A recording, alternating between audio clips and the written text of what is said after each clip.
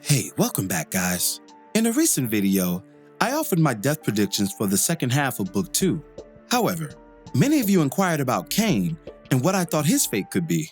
There are major clues to that fate now that we're down to the final 4, and in today's video, I'll be analyzing Cain's journey thus far and where he may be headed by the season finale. Before we begin, be sure to hit the like button, subscribe, and bell notification to immediately receive these videos. Also, big thank you to all of my channel donors. If you'd like to be the next one, drop $1 on that Cash App for us. Here we go.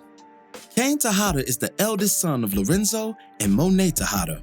He's the designated shooter of the Tejada family and de facto number 2 due to his father's protracted prison sentence, often called on by his mother to complete tasks that require a more violent touch.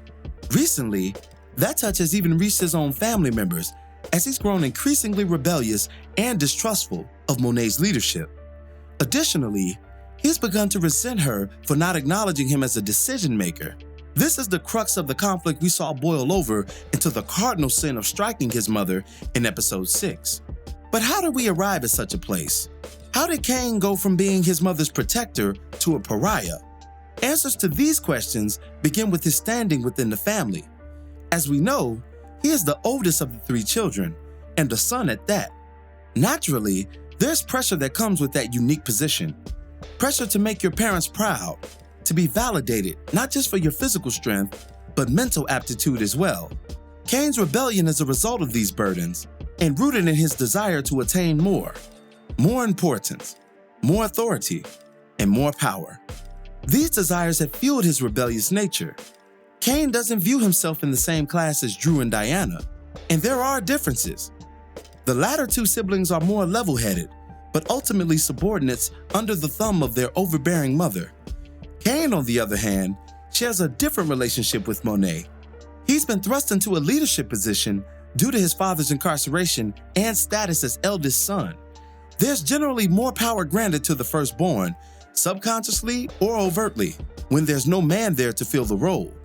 The great Jay-Z once put it like this: December 4th, a child is born. Before I knew it, I had my pop's trousers on. That's how we do it when the man of the house is gone.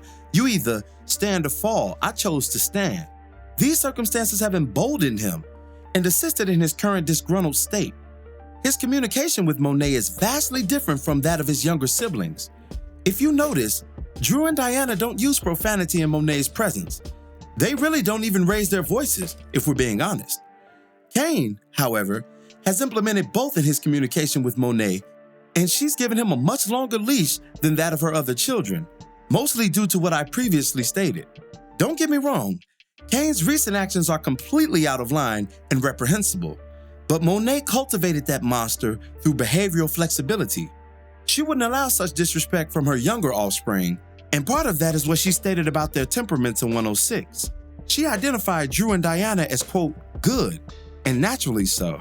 Cain wasn't included in this distinction, and I think her knowledge of his true nature and potential for evil factors into her delicate handling of his personality. Cain's indifference towards his mother has sparked a question in this commentator. Is Cain Monet's biological son?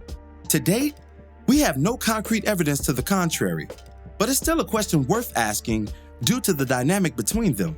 Monet undoubtedly loves all of her children, but her focus remains with Drew and Diana. Some of that focus is Lorenzo's doing, as he wisely foresees Drew as a greater leader than Cain because of their oppositional temperaments. But Monet's actions coincide with her husband's desires, and she's pressed on her younger seeds increasingly with every episode. I don't doubt her love for Cain. We have certainly seen flashes of favor, but the reverence doesn't seem to be on par with the others, and not even mutual as a result. Cain is a rash individual and overly impulsive, but he's no fool. If you're paying close attention, Monet's focus on his siblings over him has taken its toll. The special attention isn't lost on him, and much of what we're witnessing are childlike outbursts to mature realities. If his problems with blood weren't enough, Monet really sealed Cain's discontent when she allowed Tariq into the fold, even declaring him a son. That sent Cain over the edge and garnered Tariq an emphatic "fuck you" from the elder Tejada. Cain was upset for a myriad of reasons, but I think what really bothered him about the Tariq inclusion was how Monet views the outsider.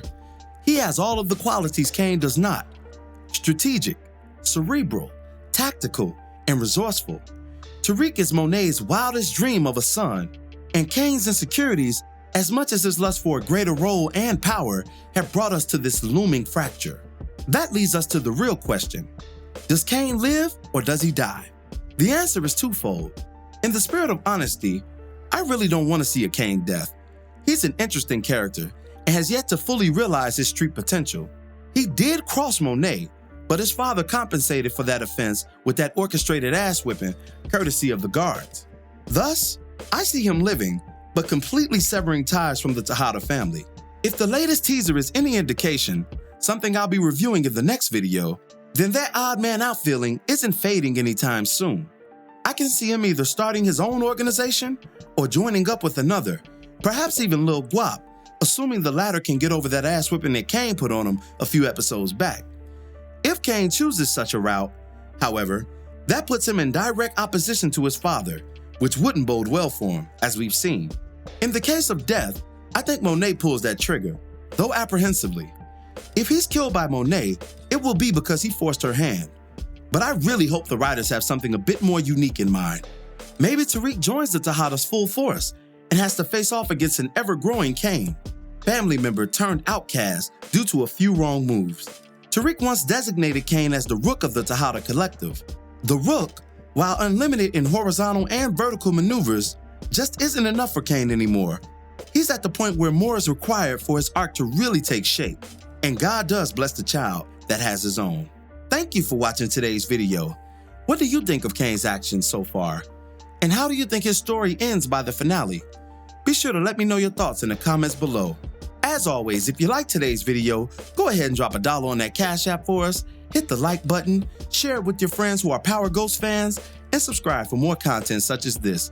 This is Rudy P. Magic of Rudy P. Magic Beats, and have a blessed one until the next one. Peace, y'all.